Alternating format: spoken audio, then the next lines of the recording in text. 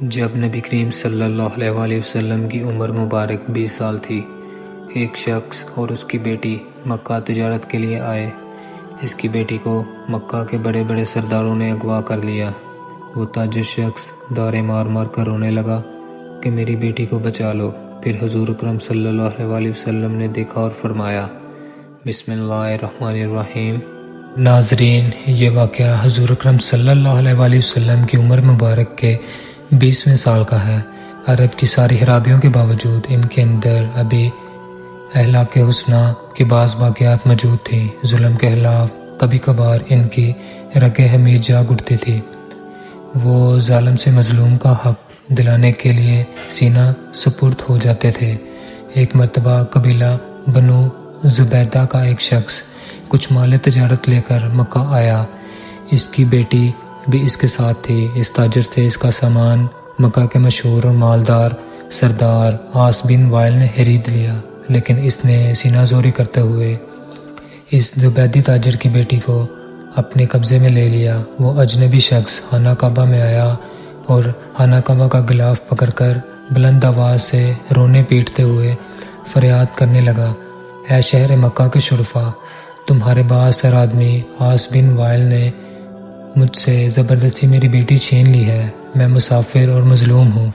تمہاری خدمت میں درخواست کرتا ہوں کہ میری داد رسی کرو اور میری بیٹی مجھے واپس دلاؤ۔ قریش کے کچھ نوجوانوں نے اس مظلوم کی آہو پکار سنی تو اللہ تعالیٰ نے ان کے دلوں میں یہ بات ڈال دی کہ مردانگی کا تقاضا یہ ہے اس مسافر کی داد رسی کی جائے۔ جب طریق میں ہم اس بات کا مطالعہ کرتے ہیں تو دل سے یہ بات اٹھتی ہے کہ اللہ تعالیٰ نے اپنے گھر کے اندر ایک مظلوم کی داد رسی کو شرف قبولیت بخشتے ہوئے ان لوگوں کے دل خیر کی جانب آمادہ کر دیے۔ یہ کتنے لوگ تھے، اس پر کوئی مستند حوالہ ہماری نظر سے نہیں گزرتا۔ البتہ گمان غالب یہ ہے کہ یہ لوگ درجن بڑھ کے لگ بھگ ہوں گے۔ نبی کریم صلی اللہ علیہ وسلم ان میں پیش تھے۔ یہ سب لوگ ایک زبیدی کو اپنے ساتھ لے کر عاص بن وائل کے دروازے پر پہنچے، اسے بلایا اور سب نے یک زبان کہا، اس مظلوم پر تم نے کیوں ظلم کیا؟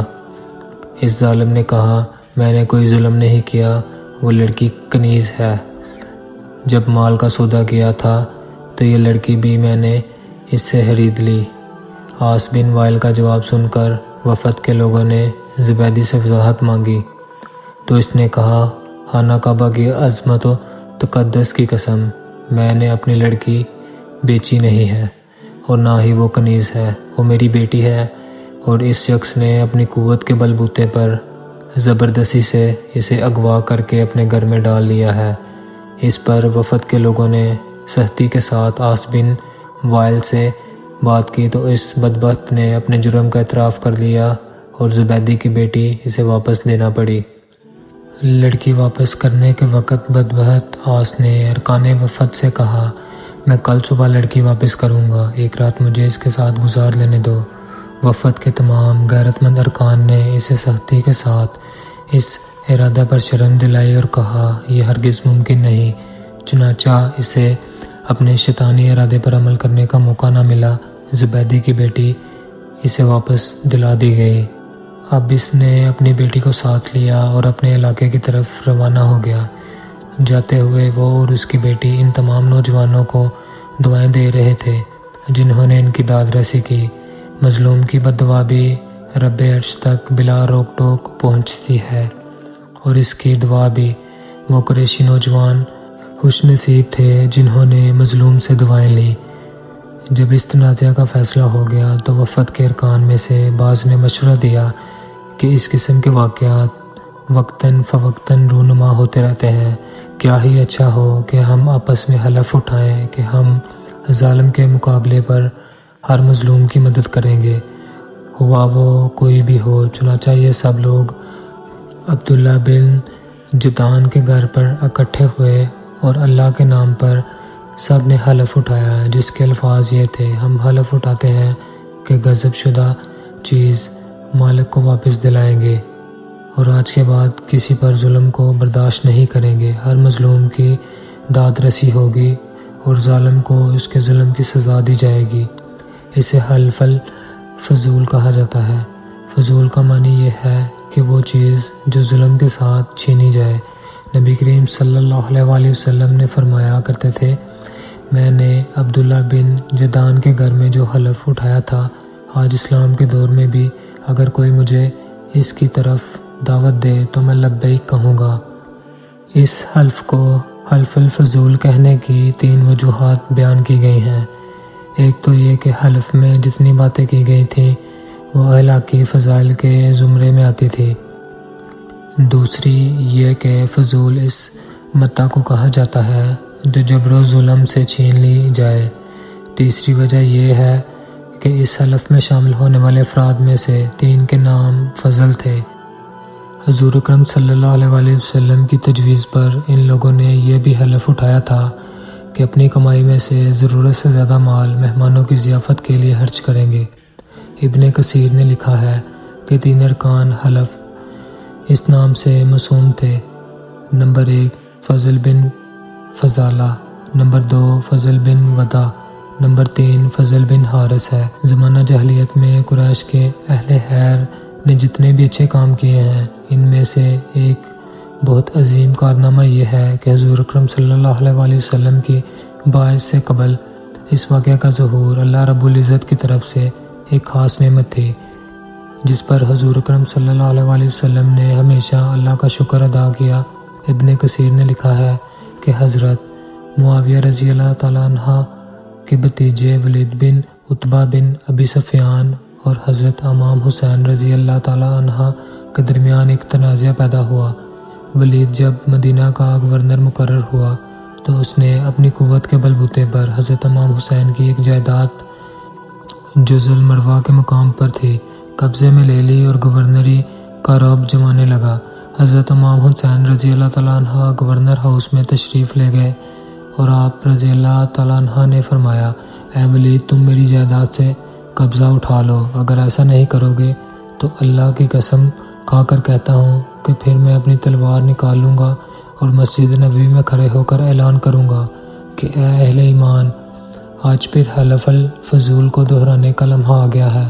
عبداللہ بن زبیر رضی اللہ تعالیٰ عنہ بھی اس وقت وہاں موجود تھے۔ انہوں نے فرمایا، میں اللہ کی قسم کھا کر کہتا ہوں کہ حسین کا حق اگر واپس نہ کیا گیا تو میں بھی اس کے ساتھ حصول کے لیے اپنی تلوار نکال کر اس کے ساتھ کھڑا ہو جاؤں گا، پھر یا تو اس کا حق دلوا کے رہوں گا یا جان کی بازی لگا دوں گا۔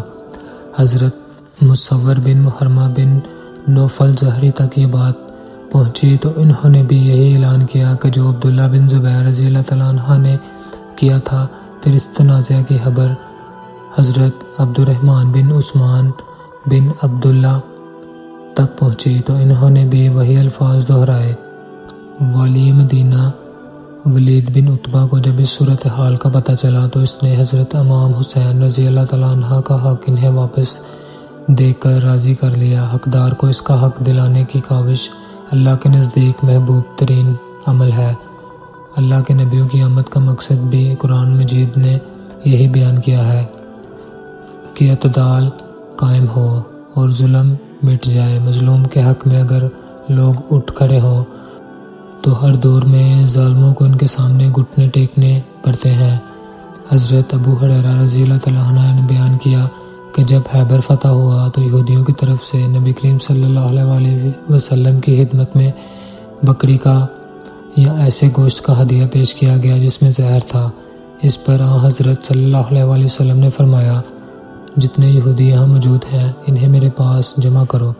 چنانچہ وہ سب آ گئے۔ اس کے بعد حضرت صلی اللہ علیہ وسلم نے فرمایا، دیکھو میں تم سے ایک بات پوچھوں گا کہ تم لوگ صحیح جواب دو گے؟ سب نے کہا جی ہاں۔ آپ صلی اللہ علیہ وسلم نے دریافت فرمایا، تمہارے باپ کون تھے؟ انہوں نے کہا فلاں۔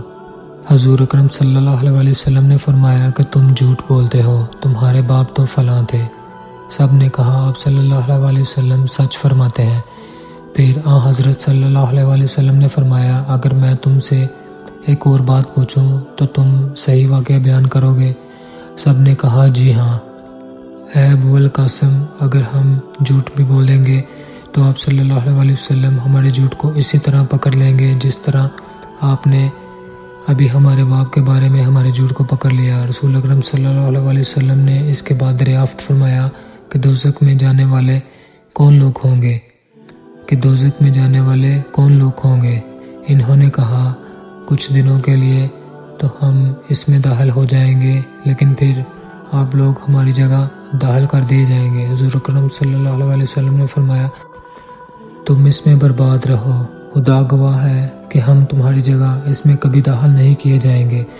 پھر آپ صلی اللہ علیہ وسلم نے دریافت فرمایا کہ اگر میں تم سے کوئی بات پوچھوں تو کیا تم مجھے واقعہ صحیح بتاؤ گے؟